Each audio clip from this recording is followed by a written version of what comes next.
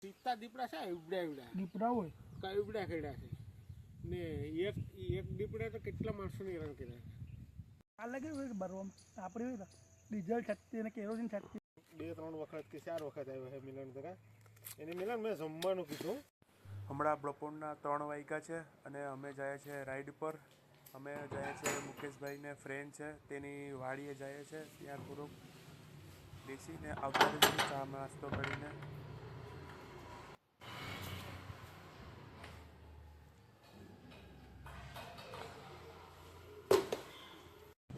તો વિડીયોની શરૂઆત કરશું તો બંદર ગેટ પાસેથી. તો હું સૌથી પહેલાં જાઉં છું મુકેશભાઈના ઘેરે. ત્યાં તેને લઈ તે રહે છે ભાલકા, તો ભાલકાથી તેને લઈ અને પછી અમે નીકળશું વાડી તરફ જવા માટે. અને હવે મેં વિચાર્યું છે કે દર અઠવાડિયે રવિવારે એક વિડીયો નાખવાનો જ, કેમ કે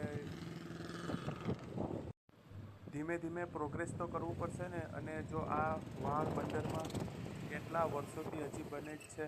હર વખતે તમને અહીંથી જઈને હું તમને કહું છું કે આ વાળ હજી બને જ છે. અને હું શું કહેતો હતો કે દર રવિવારે હવે આપણે વિડીયો નાખશું. આપણે એક ટાર્ગેટ રાખશું કે દર રવિવારે, પછી અઠવાડિયામાં 2 વાર, પછી અઠવાડિયામાં 3 વાર, પછી અઠવાડિયામાં 4 વાર, એવી રીતે વિડીયોની આવી ગયા છે મુકેશભાઈની સાયકલે. અને અરે ભાલકાથી અમે નીકળીએ છીએ સીધા અહીંથી બાયપાસ નીકળશું. અને ભાલકામાં હજી પણ અમુક જગ્યાએ પાણી ભરાયેલા છે. તો આ ઘર મને બહુ ગમે છે. કેવું સરસ લાગે છે જો આ ઘર છપરાવાળું ને બહુ સરસ લાગે છે. અહીંયા ફોટો પણ મસ્ત આવે. અને હવે અમે હાઈવે પર નીકળી ગયા છે. હવે અહીંયાથી છાત્રોડા 5-6 કિલોમીટર જ હશે. તો અમે જઈએ છીએ. અને હવે વાગ્યા છે 3:30 વાગે 4 વાગ્યા સુધીમાં અમે વાડીએ પહોંચી જઈશું. બસ તો હવે હાઈવે ખતમ. હવે ઓફ રોડિંગ ચાલુ. હવે ગામડામાં આપણે ગળી ગયા છે. હવે આપણે બધો ઓફ રોડ જ મળશે અહીંયા. મેં તો જોયું નથી પણ મુકેશભાઈએ જોયું છે. એને પૂછીને આગળ જઈએ. અને હવે સીધા આપણે વાડીમાં બધા અહીંયા આજુબાજુ બધામાં વાડી જ છે. હવે કઈ વાડી છે એ મુકેશભાઈને જ ખબર છે. તો એને પૂછીને આગળ જઈએ.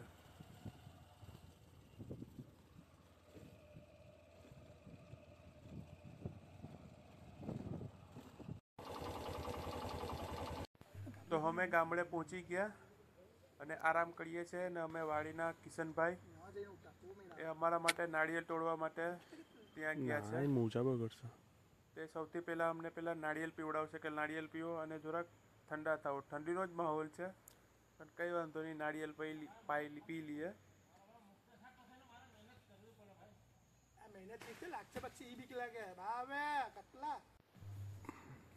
તો વાહ રહ્યો કિશનભાઈ અને અહીંયા બેઠા છે મુકેશભાઈ.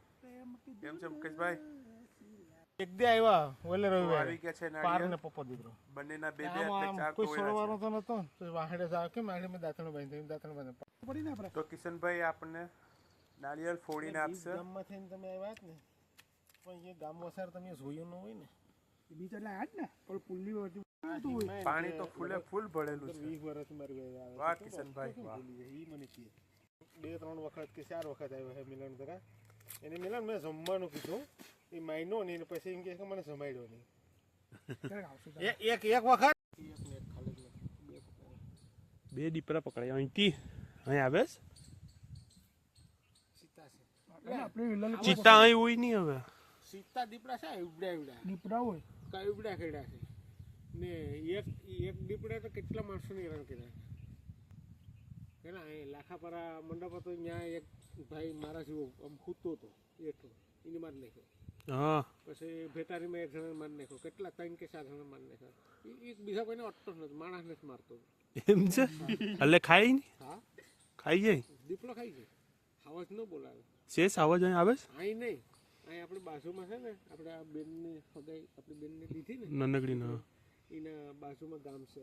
ગોળકમઢીથી 3 કિલોમીટર છે. ધોરે દાડે આમ બેઠા હોય મોસ્ટલી. આપણે રાવટ કે જરા કરે ને કાંઈ ન બોલે, હાવજ ન બોલે. દીપડાનો સારા ને દીપડા આપણે વાડીની દીપડો હોય ને મારે હાવજ ત્રાપ ન આવે. દીપડો આમ તારા સામે બેસી ગયો હોય ને આમ પછી એના સામે તારે ઊભું રહેવાનું ખોવાનું નહીં ખાઈ હોય એટલે સીધો ઠેકડો જ મારે હાવસ છે ને હાવસને સાંભળ તો ઊભી ને એટલે નિરાયત નામ હાલી ગઈ એને કંઈ પડી હોય નહીં એ નુકસાન નથી કરતું કેમ કે એને ખાવાનું મળી જાય લગભગ એવું ખાવાનું નહીં હાવસ બને કે લગાડતો નથી દીપડો છે ને અપૂર્ણ છે દીપડો છે ને મીંદડાની વલાયત છે મીંદડું તમારે હેરખો ઘરમાં પુરાણ હોય ને તો મીંદડાને પર ટક્કર ન દેવે મારો આંઠન કરી દે એ માણસનો મીંદડું શું કરે આય તાપ મારે આખું મને આય સોટે લાકડીનો બળિયો એવડો હોય ને તો ન સોટે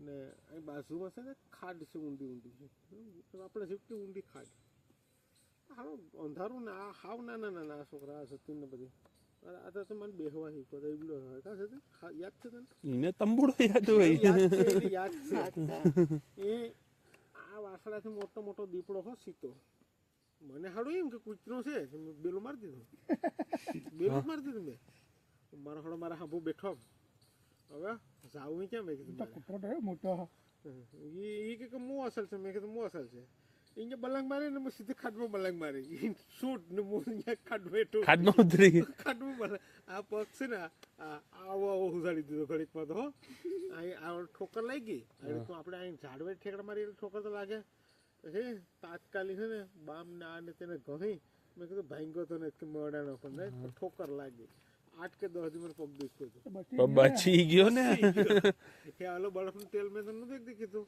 એ સોલદાર કામ આપે એ તેલ જો આ બેનનું સાસુનું ઘર કઈ બાજુ બેનનું સાસુનું ઘર છે ને આ એક ગોરખનાથનું ગામ છે અને અહીંયા ગોરખનાથ છે બહુ મોટું મંદિર છે અહીંયાથી છે ને આ બાજુ આમ ફાટો પડે એટલે રામપરા ગામ કહેવાય તો અહીં આપણે સિંહ આવે છે ને તો એ જોવા જશું જાઉં છું એટલે કઈ જોવા જવું તો થાય પણ એનો ટાઈમ કેવો પડે કે કઈ જગ્યાએ છે પૂછવું પડે ભાઈ સાસરે જાય પછી ખબર પડે ને હા અટાણે મહિના સસરાને સારો સંબંધ છે થઈ ગયું સંબંધ હવે હા પાવર ઓળખાય નાળિયેર પીને ઠાઈકા તો હવે માંડવી શેકવાની છે ઓલા બોલા આ લાગે તો બરવા અમારે કિશનભાઈ ડીઝલ માંડવી ઠકતી શેકે ને છે ઠકતી ને અને પછી તે ખાશું સીધી આગમાં જ નાખી દેશે માંડવી એવી રીતે શેકે છે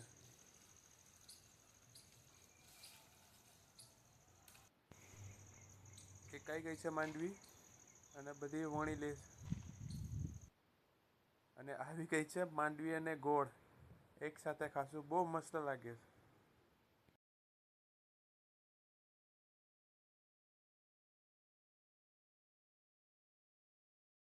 હાલો તો પોપિયાના ઝાડને જોઈને અને વાડીથી નીકળીએ તો અમે બે ભાઈઓ વાડીથી નીકળી ગયા છે અને કિશનભાઈએ જો માંડવી શેકી હતી તે વધીથી જે જબલામાં ભરીને આપી અને ઓલરેડી બીજું જબલું પણ કાચી માંડવીને આપ્યું છે કે ઘરે બધા ખાજો તો હવે બે ભાઈઓ અમે નીકળી ગયા છે ઘર તરફ જવા માટે અને સાંજ પડી છે તો ઠંડી પણ બહુ વધી છે તો વધારે રાત પડવાથી એની પહેલાં અમે ઘર તરફ નીકળી જઈએ અને રાસ્તામાં સીતરામાના મંદિરે કદાચ રોકાશું દર્શન કરવા અને રસ્તામાં આ બેલગાડું વચ્ચે આવ્યું છે હવે એની પછાડી ધીરે ધીરે જાશું તો અમે બીજો રસ્તો લીધો છે કેમ કે હવે એક ને એક જગ્યા પરથી જવા કરતાં બીજા રસ્તેથી જઈએ તો જગ જોવા સારું મળે બીજું બધું અને અમે ક્યાં આવી ગયા છે ખબર નહીં હાઈવે જવાનું છે અને મારી જમણી બાજુ અહીંયા સરસ્વતી નદી અહીંથી વહે છે તો તમને દેખાડું આ થોડુંક દુકાનો ને બધી જાય ત્યારે જો આ મારી જમણી બાજુ છે ત્યાં સરસ્વતી નદી છે અને ફૂલ ભરેલી નદી છે આગળથી દેખાડું આ જોડી દે બહુ મસ્ત નદી છે એમાં આકાશનું પ્રતિબંધ બહુ મસ્ત દેખાય છે આખી નદી લીલી લીલી દેખાય છે આપણે દેખાય નહીં કેટલું પાણી જાય છે દેખાય નહીં માછલા પણ ઉપર તરફ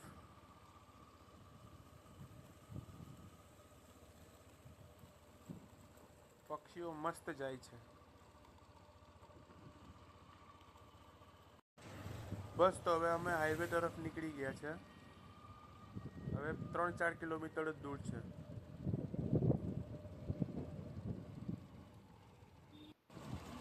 હવે સાંજના 6:30 થયા છે તો અમે બંને ભાઈઓ વિચાર્યું કે હવે સીતરામાના દર્શન કરીને જ ઘરે જઈએ.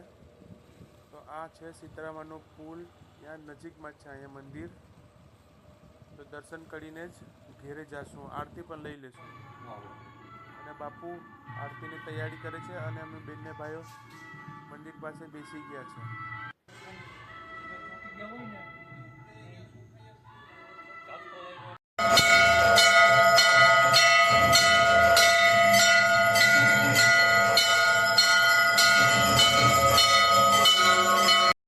તો અમે મસ્ત દર્શન કરી અને ઘર તરફ જવા માટે નીકળી ગયા છે. અને ઠંડી એટલી વધી છે કે વાતી નહીં પૂછો, બહુ ઠંડી વધી છે.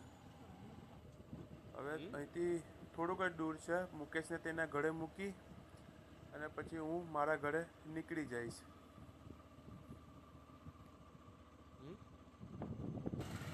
બસ તો હવે સોમનાથ પહોંચ્યા છે અમે. અને રસ્તામાં મોટી મોટી હોટલો. બસ મને ગમ્યું તો તમને પણ મેં દેખાડ્યું.